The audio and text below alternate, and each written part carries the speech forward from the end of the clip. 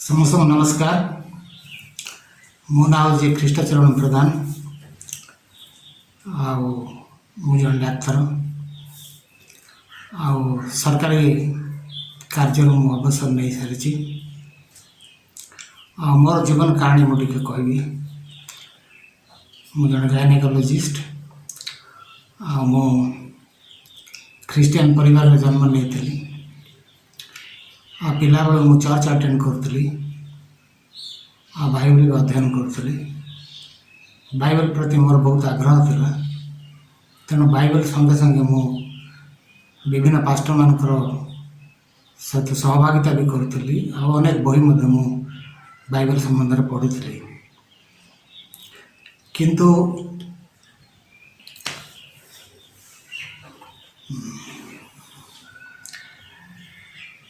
विभिन्न बही पढ़ुली। Bible continuously पढ़ुली।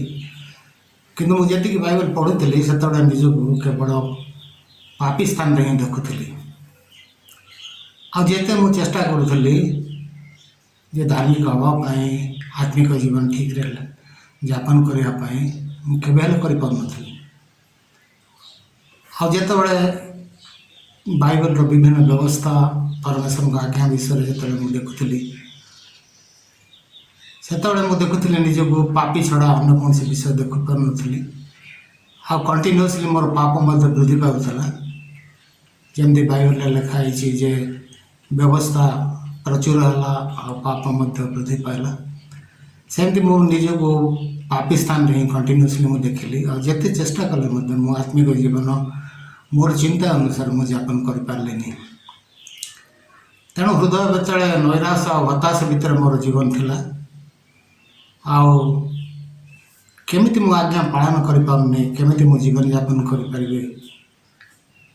Definitely मु निश्चित भाव में परमेश्वर को विचार सम्मुख में ठियाई पारिबिनी। हाँ मु डेफिनेटली मो नरक को जीवी। गोटे समय आसला जो मो हृदय भितर एत हताश निराश आसला जे मु भाविली जे निश्चित भाव में मोर स्थान हूँ नरक और परमेश्वर विचार सम्मुख में ठियाई पारिबिनी। से मो मन में बहुत दुख थिला, बहुत कष्ट थिला, बहुत चिंता थिला। कहीं मो प्रकार जीवन यापन करुँची, कहीं पापमय जीवन यापन करुँची, कहीं धार्मिक जीवन यापन कर पारुनी। मो पाखे कौन हुना अच्छी कौन कैपेसिटी में कहीं ना। तेणु मुझे जी बाइबल पढ़ुली से कष्ट पाऊली। किंतु मो मन में केवल शांति नाला। एमती मु कंटिन्यूसली लाइफ लीड करुली। 1998 टू 2000 भितर मु बेसी कष्ट पाइली। से मोर बड़ पुओ मोर डेथ हो गला। हाँ मु निश्चित सुनिश्चित थी जे मु डेफिनेटली विनष्ट हो जीवी। ये धार्मिकता ये बाइबल ये स्वर्गराज्य यहाँ मो दे केवल हो पार ना। तेणु मुझे टोटाली हताश और निराश थी। किंतु दयामय परमेश्वर जमी लिखाई रोमीर 5 पर्व 6 पद लिखाई आम जो निरुपाय थिलु उपयुक्त समय ख्रीष्ट आम मृत्युवरण कले। तेणु मुझे बुझीपारि जे स्पिरिचुअल लाइफ सब गोटे इम्पोर्टाट जिनस अच्छी जे आम मान लाइफ रे निरुपाय और हताश हवा दरकार जे आम केवे निज चेष्टा द्वारा धार्मिक हो पारूनी। से ही परमेश्वर मत अनुग्रह कले। 2000 मसीह मु सुसमाचार शुणिबार सुजोग पाइली। 2000 मसीहा डिसेम्बर मसरे मो पाखक 2टा पिला आसिले। से मैंने बॉम्बे रू आसते गुड न्यूज चर्च रू। प्रथम मुझे गोटे वाक्य शुणापी इच्छा कली। किंतु मत संगे संगे तुच्छ लगे जेहेतु मो बाइबल ज्ञान मोर बहुत थिला। मो प्रिचिंग करी विभिन्न चर्च को जाकि तथापि जेहेतु मोर स्पिरिचुअल कंडीशन भल नाला से कंटिन्यूसली 2 दिन तांकठू वाक्य शुणिली। आमर जो बर्तमान एल्डर अच्छा हर्षित से 2टा पिला पठे जन हूँ सुजित और जन हूँ सूरज। तेणु परमेश्वर मत अनुग्रह कले। परमेश्वर दास मान मत पठेले। मुझे इग्नोर कली पिला अच्छा बोलिकी कि तथापि कंटिन्यूसली 2 दिन मुझे वाक्य शुणिली। से मत आदि पुस्तकर 27 पर्वरू से मैंने मत वाक्य प्रिचिंग कले जोटा कि आम मैंने जाचु जे एसो आउ जाकुबर कहानी और रिबिकार कहानी आउ जाकुबर कौन सी गोटे कंडीशन नहीं बा किसी उत्तमता नहीं जे से कौन सी मत पिता ठारू आशीर्वाद प्राप्त हम ए प्रकार कौन सी कंडीशन नहीं से निर्लोम अच्छी स्वीकार कर पिता को संतुष्ट कर तेणु से आशीर्वाद जदिव से चाहूँगी तथापि से आशीर्वाद अधिकारी होगापाई निजर शक्ति द्वारा पाखे किसी ना मुझे चाहूली स्वर्गराज प्रवेश करने धार्मिक हाँपाई कि मो पाखे किसी नाला एमती गोटे पॉइंट नाला जे जहाँद्वारा मुझे धार्मिक हो पारि और स्वर्गराज प्रवेश करें कि जाकुबर पछरे ईश्वर प्रतिज्ञा थिला मुझे जानीपारुची जे प्रत्येक लोकर पछरे परमेश्वर प्रतिज्ञा अच्छी से परमेश्वर प्रतिज्ञा हूँ प्रभु जीशु ख्रीस्ट से आम प्रेम कले आपणार अद्वितीय पुत्र को दान कले द्वारा आम परित्राण पाइचु सी आम भितर एवं आत्मिक भाव बास कर से विषय मुझे जानी नी मु भावुली धार्मिकता जे मनुष्य द्वारा उत्पन्न हम आ मोर क्रिया उपर डिपेंड करुँच से निजक जिते धार्मिक हाँपाई चेष्टा कले मुझे कर तेणु जाकू उपर मोर आशा थिला धार्मिक हाँपाई किंतु कैपेसिटी नाला आशीर्वाद पाइबापी धार्मिक हाँपाई से दीज मत कंटिन्यूअसली दिन ये वाक्य मत प्रिचिंग कले निजक से स्थान में पाइपारि जाकूब स्थान में पाइपारि जे जाकूब पक्षरे प्रतिज्ञा रही परमेश्वर जाकूब पक्षरे आउ जड़े ठिया होती सी हूँ माँ रिबिका कहते जाकूबर आम जी आदिर 27 पर्व आम जी 12 पद और 13 पद जी पढ़ा तार ये लिखाई एणु जब पिता मत स्पर्श करेंगे तेज मुझे दृष्टि प्रबंधक देखाजी ताले आपणा उपरको आशीर्वाद न आनी अभिशाप आनी तेणु मुझे परमेश्वर जो जजमेंट सामने मुझे ठिया आशीर्वाद प्रश्न उठुनी मु केवल मो दंड आनी मु नरक को जी किंतु से रेस्क्यू करने उद्धार करने माइंड को परिवर्तित करने ईश्वर वाक्य और प्रतिज्ञा माँ पाखे थिला आ माँ ता भीतर कार्य कर ईश्वर वाक्य दास मान द्वारा मो पाखे उपस्थित है जे मु एक्चुअली एज सच निश्चित भाव दंडित हेली मो पाखे किसी ना अभिशाप पाइबा किंतु 13 पद तार माता कहते मात्र तार माता कहले पुओ से अभिशाप मत घटू केवल तुम्हें मो कथा मान हो जाई छेड़ी छुआ तेणु 13 पदे माता कहते से अभिशाप मो प्रति घटू मुझे निजक देखिपारे जे एक्चुअली मु पाप कर परमेश्वर का आशीर्वाद पाइबार मो पाखे कौन सी ना सेमती परमेश्वर न्याय विचार सम्मुखें जब मुझे ठिया हुए केवल केवल दंड पाइबी किंतु मोपाई आउ जड़े रिबिका भितर मुझे देखिली प्रभु जीशु ख्रीस्ट मोपाई अभिशप्त होती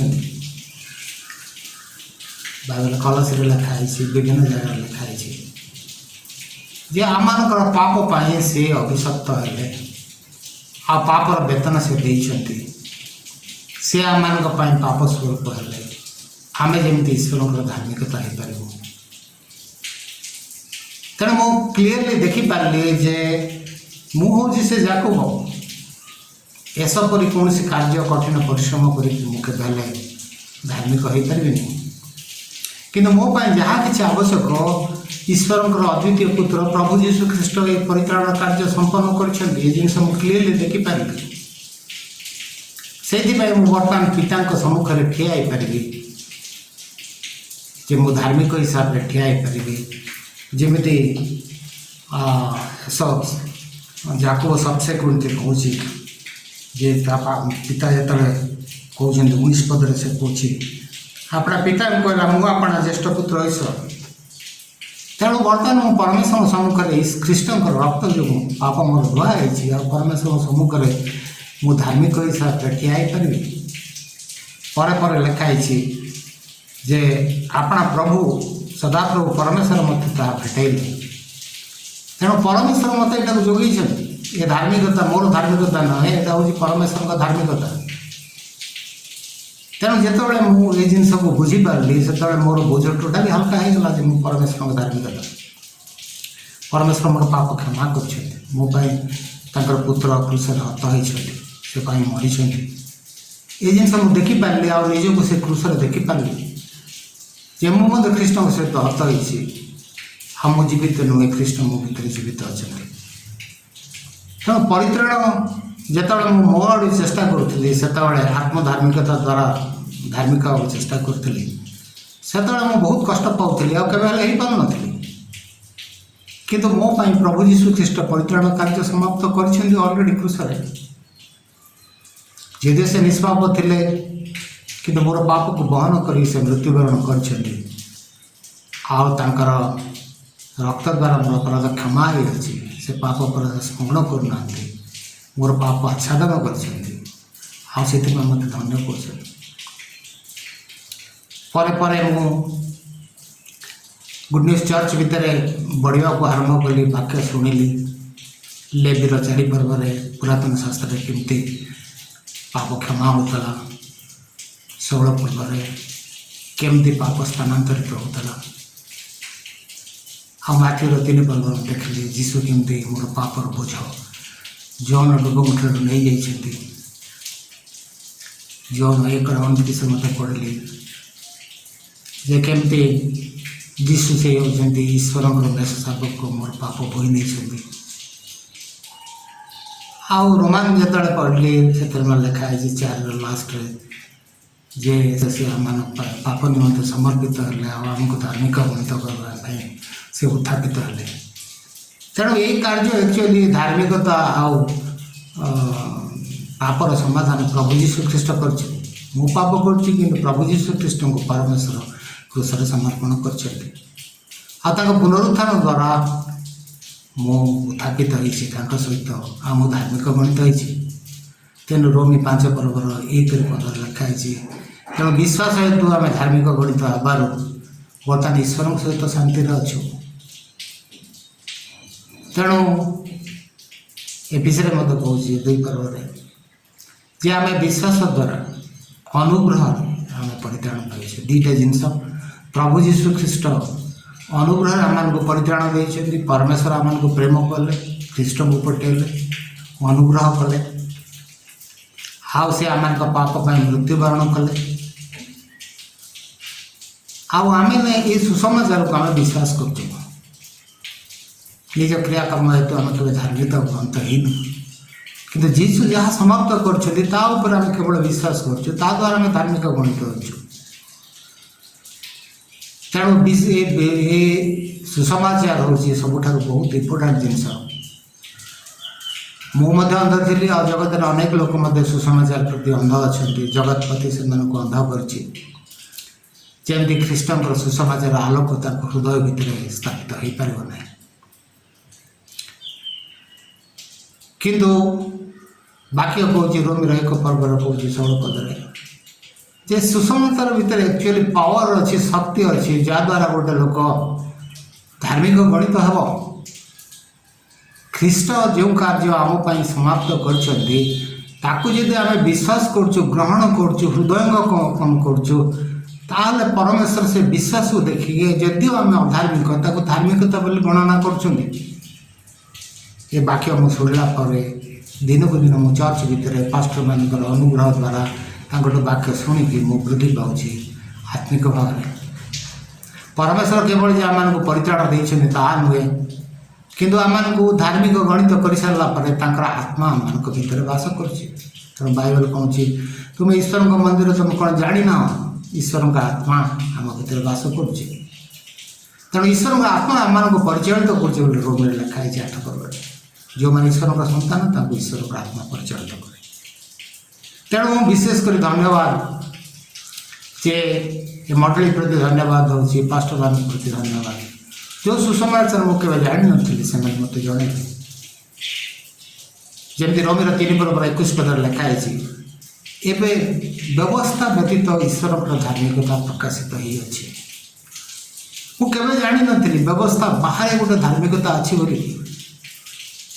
ମୁଁ ବହୁତ ପାଷ୍ଟରମାନଙ୍କ ପଛରେ ଯାଉଥିଲି, ବହୁତ ଚର୍ଚ୍ଚରେ ଆଟେଣ୍ଡ କରୁଥିଲି, ବହୁତ ପଢ଼ୁଥିଲି, କିନ୍ତୁ ମୁଁ ଜାଣିନଥିଲି ଈଶ୍ୱରଙ୍କର ଧାର୍ମିକତା ଗୋଟେ ଅଛି, ବ୍ୟବସ୍ଥା ବାହାରେ ଅଛି ବୋଲି ମୁଁ କେବେ ହେଲେ ଜାଣିନଥିଲି। ଆଉ ସେଟା ଖ୍ରୀଷ୍ଟଙ୍କ ଦ୍ୱାରା ପ୍ରକାଶିତ ହୋଇଛି। ତେଣୁ ପ୍ରତ୍ୟେକ ବିଶ୍ୱାସୀମାନଙ୍କ ପ୍ରତି ଯେଉଁମାନେ ବିଶ୍ୱାସ କରିବେ ଖ୍ରୀଷ୍ଟଙ୍କଠାରେ ଲେଖା ଅଛି ଯେ ତାଙ୍କ ଉପରେ ଈଶ୍ୱରଙ୍କର ଧାର୍ମିକତା ବର୍ତ୍ତେ। ତେଣୁ ପରମେଶ୍ୱର ନିଜର ଧାର୍ମିକତା ଆମମାନଙ୍କୁ ପ୍ରଦାନ କରିଛନ୍ତି। ଆଉ ପରମେଶ୍ୱରଙ୍କ ଧାର୍ମିକତା ହେଉଛନ୍ତି ପ୍ରଭୁ ଯୀଶୁ ଖ୍ରୀଷ୍ଟ। ଆଉ ସେ ପ୍ରଭୁ ଯୀଶୁ ଖ୍ରୀଷ୍ଟଙ୍କୁ ପରମେଶ୍ୱର ମୋ ଭିତରେ ଦେଇଛନ୍ତି। ଆଉ ସେ ଯୀଶୁ ଖ୍ରୀଷ୍ଟ ହେଉଛନ୍ତି, ପାଉଲ କହୁଛନ୍ତି, ସେଇ ଯୀଶୁ ତୁମ ଭିତରେ ଯିଏ ଅଛନ୍ତି ସିଏ ହେଉଛନ୍ତି ତୁମର ବିଶ୍ୱାସ ଓ ଭରସାର କାରଣ। ବିଜାତୀୟମାନଙ୍କ ମଧ୍ୟରେ ବହୁମୂଲ୍ୟ ଧନ ହେଉଛନ୍ତି ତୁମମାନଙ୍କ ଭିତରେ ଖ୍ରୀଷ୍ଟ। ତେଣୁ ପ୍ରଭୁ ଯୀଶୁ ଖ୍ରୀଷ୍ଟଙ୍କର ଜୀବନ ମୋ ଭିତରେ ବାସ କରୁଛି, ଯେମିତି ତାଙ୍କ ଜୀବନ ଦ୍ୱାରା ମୁଁ ବଞ୍ଚିବି। ତେଣୁ ମୁଁ ବହୁତ ଧନ୍ୟବାଦ ଏ ମଣ୍ଡଳୀ ପ୍ରତି, ଗୋସ୍ପେଲ୍ ପ୍ରତି, ସୁସମାଚାର ପ୍ରତି। ତେଣୁ ମୁଁ ବର୍ତ୍ତମାନ ଏ ମଣ୍ଡଳୀ ଭିତରେ ବହୁତ ଶାନ୍ତିରେ ମୁଁ ଅଛି। ଆଉ ଦିନକୁ ଦିନ ମୁଁ ଏ ସୁସମାଚାର ଆଉ ଆତ୍ମିକ ଜୀବନ ବିଷୟରେ ମୁଁ ଶିକ୍ଷା ଲାଭ କରୁଛି। ଆଉ ପରମେଶ୍ୱର ଆମମାନଙ୍କୁ ଭାରତକୁ ଆଶୀର୍ବାଦ କଲେ, ଆମମାନଙ୍କୁ ସ୍ମରଣ କଲେ। ବହୁତ ଖ୍ରୀଷ୍ଟିଆନ ଲୋକ ଅଛନ୍ତି। 1998ରେ ପାଷ୍ଟର କିମ୍ ସୁୟଙ୍ଗଙ୍କୁ କଲେ। ଆଉ ପାଷ୍ଟର କିମ୍ ପ୍ରଥମ ଲୋକ ଯିଏକି ସୁସମାଚାର ଧରିକି ଭାରତକୁ ଆସିଥିଲେ। ଆଉ ସେ ବମ୍ବେରେ ଥିଲେ। ଆଉ ତାଙ୍କ ଦ୍ୱାରା ଗୋଟେ ଛୋଟ ମଞ୍ଜି ପରି ଆରମ୍ଭ ହେଲା ସୁସମାଚାର। ଆଉ ଆସ୍ତେ ଆସ୍ତେ ଗ୍ରାଜୁଆଲି ଆଶ୍ଚର୍ଯ୍ୟ ବିଷୟ ସେ ଜାଗାକୁ ଛାଡ଼ିକି ସେ ଉଦୟଗିରି ଭଳି ଗୋଟେ ଛୋଟ ଜାଗା, ମଫସଲ ଜାଗାକୁ ସେ ଆସିଲେ। ଆଉ ବିଗିନିଂରେ 3-4ଟା ଫ୍ୟାମିଲି ତାଙ୍କଠାରୁ ବାକ୍ୟ ଶୁଣିଲେ, ବିଶ୍ୱାସ କଲେ, ଆଉ ଜାଣିଲେ ଯେ ଏଇଟା ପ୍ରକୃତ ବାକ୍ୟ ବୋଲି। ଆଉ ତାପରେ ସାରା ଭାରତରେ ଏଇଟା ସ୍ପ୍ରେଡ୍ କରି ଚାଲିଛି। ଆଉ ସେଇଥିପାଇଁ ମୁଁ ସେ ପାଷ୍ଟର କିମ୍କୁ ବହୁତ ଧନ୍ୟବାଦ ଦେଉଛି। ପରମେଶ୍ୱର ତାଙ୍କୁ ପଠାଇଛନ୍ତି ମୋର ପରିତ୍ରାଣ ନିମନ୍ତେ, ଆମମାନଙ୍କ ଭାଇ ଭଉଣୀମାନଙ୍କର ପରିତ୍ରାଣ। କିନ୍ତୁ ଆଉ ଗୋଟେ କଥା ମୋତେ କହିବାକୁ ଚାହୁଁଛି, ମୁଁ ଯେତେବେଳେ ସୁସମାଚାର ପ୍ରାପ୍ତ ହେଲି, ଆଉ ମୁଁ ଧାର୍ମିକ ଗଣିତ ହେଲି, ଆଉ ମୋର ସମସ୍ତ ଜ୍ଞାତି କୁଟୁମ୍ବ, ପ୍ରିଭିୟସ୍ ଚର୍ଚ୍ଚ ଯେଉଁଟା ଥିଲା, ସମସ୍ତେ ମୋତେ ପରିତ୍ୟାଗ କଲେ। ସେମାନେ କହିଲେ ଏ କେମିତି ଧାର୍ମିକ ହେଲା? ସେମାନେ ସହିପାରିଲେନି ସେ ବାକ୍ୟକୁ। ଆଉ ସେମାନେ ମୋତେ କହିଲେ ତୁ ଭଣ୍ଡମାନଙ୍କ ହାବୁଡ଼ରେ ପଡ଼ିଛୁ। କିନ୍ତୁ ମୋର ହୃଦୟ କ୍ଲିୟରଲି ଜାଣିଥିଲା ମୁଁ ଠିକ୍ ବାକ୍ୟ ଭିତରେ ଅଛି, ସୁସମାଚାର ଭିତରେ ଅଛି, ଠିକ୍ ଚର୍ଚ୍ଚରେ ଅଛି ମୁଁ। ତେଣୁ ଆଜି ପର୍ଯ୍ୟନ୍ତ ଦୀର୍ଘ 20 ବର୍ଷ ହେଲାଣି ସେମାନେ ମୋତେ ସମାଜଚ୍ୟୁତ କରିଛନ୍ତି। ଆଉ ସେମାନଙ୍କ ସହିତ ମୋର ସମ୍ପର୍କ ନାହିଁ। ସେମାନେ ଭାବୁଛନ୍ତି ଯେ ମୁଁ ବିନଷ୍ଟ ହୋଇଗଲି, ଭଣ୍ଡମାନଙ୍କ ହାବୁଡ଼ରେ ପଡ଼ିଛି, ରଙ୍ଗ ସୁସମାଚାର ଶୁଣୁଛି। ଏମିତି କ'ଣ ଲୋକ ଧାର୍ମିକ ହୁଏ କି? ଆଉ ସେମାନଙ୍କୁ ଯେତେ ମୁଁ କହିଲେ ମଧ୍ୟ, ବର୍ତ୍ତମାନ କହିଲେ ମଧ୍ୟ ସେମାନେ ଶୁଣିବା ପାଇଁ ପ୍ରସ୍ତୁତ ନୁହନ୍ତି। ତେଣୁ ମୋର ଯେତିକି ପରିବାର ବର୍ଗ ଥିଲେ, ମୋର ଯେତିକି ନିଜର ଠାରୁ ଜନ୍ମ ବି ହୋଇଥିଲେ, ସେ ସମସ୍ତ ଲୋକମାନେ ମୋତେ ପରିତ୍ୟାଗ କଲେ। ମୋ ସହିତ କୌଣସି କଣ୍ଟାକ୍ଟ ସେମାନେ ରଖୁନାହାନ୍ତି। ଆଉ ମୁଁ ଯେତେ ଚାହିଁଲେ ମଧ୍ୟ ସେମାନେ ଗୋସ୍ପେଲକୁ କେବେ ବିଶ୍ୱାସ କରୁନାହାନ୍ତି। କିନ୍ତୁ ଏବେ କରୋନା ଟାଇମ୍ରେ ପରମେଶ୍ୱର ଆମମାନଙ୍କୁ ବହୁତ ଅନୁଗ୍ରହ କରିଛନ୍ତି। ଜୁମ୍ ମାଧ୍ୟମରେ ସାରା ପୃଥିବୀରେ ସୁସମାଚାର ପ୍ରିଚିଂ ହେଉଛି। ଆଉ ଯୀଶୁ ଯେମିତି କହିଥିଲେ ତାଙ୍କର ଆଗମନ ପୂର୍ବରୁ ସୁସମାଚାର ସମୁଦାୟ ପୃଥିବୀରେ ପ୍ରାନ୍ତ ପର୍ଯ୍ୟନ୍ତ ଘୋଷଣା କରାଯିବ, ସେହି କାର୍ଯ୍ୟ ବର୍ତ୍ତମାନ ଚାଲିଛି। ତେଣୁ ଯୀଶୁଖ୍ରୀଷ୍ଟଙ୍କର ଆଗମନ ସନ୍ନିକଟ, ତତ୍ସଙ୍ଗେ ସଙ୍ଗେ ମଧ୍ୟ ପରମେଶ୍ୱର ଆମମାନଙ୍କୁ ଗୋଟେ ମାର୍ଗ ଖୋଲି ଦେଇଛନ୍ତି। ସୁସମାଚାର ମାର୍ଗ ସାରା ବିଶ୍ୱ ପାଇଁ ଖୋଲିଛନ୍ତି। ପରମେଶ୍ୱର ଦାସ ପାଷ୍ଟର ପାର୍କ ଆଉ ଅନ୍ୟାନ୍ୟ ପାଷ୍ଟରମାନଙ୍କ ଦ୍ୱାରା ସତ୍ୟ ସୁସମାଚାର ସାରା ପୃଥିବୀରେ ପ୍ରିଚିଂ ହେଉଛି। ଆଉ ମୋର ଆଶା ପରମେଶ୍ୱର ଡେଫିନେଟଲି, ଯେହେତୁ ପରିତ୍ରାଣ ହେଉଛି ପରମେଶ୍ୱରଙ୍କ ଅଧିକାର, ଗୀତ ସଂଖ୍ୟା 3:8 ଲେଖା ହେଇଛି, ସମସ୍ତଙ୍କ ହୃଦୟକୁ ସେ ପ୍ରସ୍ତୁତ କରିବେ। ଆଉ ଅନେକ ଅନେକ ଲୋକ ଏ ସୁସମାଚାର ଗ୍ରହଣ କରିକି ସେମାନେ ପରିତ୍ରାଣ ପାଇବେ। ଆଉ ସେଥିପାଇଁ ମୁଁ ସମସ୍ତ ଭାଇ ଭଉଣୀମାନଙ୍କୁ ମୋର ମଣ୍ଡଳୀରେ ଯେଉଁମାନେ ଅଛନ୍ତି ସେମାନଙ୍କୁ ଧନ୍ୟବାଦ ଦେଉଛି, ପାଷ୍ଟରମାନଙ୍କୁ ଧନ୍ୟବାଦ ଦେଉଛି, ଚର୍ଚ୍ଚକୁ ଧନ୍ୟବାଦ ଦେଉଛି। ଆଉ ମୁଁ ଆଶା କରୁଛି ଏ ସୁସମାଚାର ମଧ୍ୟ ସମସ୍ତେ ଶୁଣିବେ, ଯେହେତୁ ଏଇଟା କିଛି ପରିଶ୍ରମର କାର୍ଯ୍ୟ କିଛି ନୁହେଁ। ପ୍ରଭୁ ଯୀଶୁ ଖ୍ରୀଷ୍ଟ ପରିତ୍ରାଣ ଓ ତତ୍ସମ୍ବନ୍ଧୀୟ ଯାହା କିଛି ଦରକାର ପ୍ରତ୍ୟେକ ଜିନିଷ ସେ ଏକାଥରକେ ସମାପ୍ତ କରିଛନ୍ତି। ଆମେ ଏ ଜଗତରେ ପିତର କହୁଛନ୍ତି ଆମେ ଏ ଜଗତରେ ଧର୍ମପରାୟଣ ଜୀବନ ଯାପନ କରିବା ପାଇଁ ଯାହା କିଛି ଆବଶ୍ୟକ ପରମେଶ୍ୱର ପ୍ରତିଜ୍ଞା ମାଧ୍ୟମରେ ଆମମାନଙ୍କୁ ପ୍ରଦାନ କରିଛନ୍ତି। ତେଣୁ ଆମେ କେବଳ ନିଜର ମନକୁ ପରିବର୍ତ୍ତନ କରି ଆମମାନେ କେବଳ ସୁସମାଚାର ବିଶ୍ୱାସ କରିବା। ପେଣ୍ଟିକଷ୍ଟର ଦିନରେ ଯେମିତି ହେଇଥିଲା ଯେ ପିତର ପ୍ରିଚିଂ କଲେ, ଲୋକମାନଙ୍କ ହୃଦୟ ଯେତେବେଳେ ବିଦୀର୍ଣ୍ଣ ହେଲା ସେତେବେଳେ କହୁଛନ୍ତି ମନ ପରିବର୍ତ୍ତନ କର, ସୁସମାଚାର ବିଶ୍ୱାସ କର, ତାହେଲେ ତୁମ ପରିତ୍ରାଣ ପାଇବ, ତୁମର ପାପ କ୍ଷମା ହେବ, ପବିତ୍ର ଆତ୍ମାଙ୍କୁ ତୁମ ପ୍ରାପ୍ତ ହେବ। ତେଣୁ ଜିହୁଦୀମାନଙ୍କର ମନ ପରିବର୍ତ୍ତନ କ'ଣ?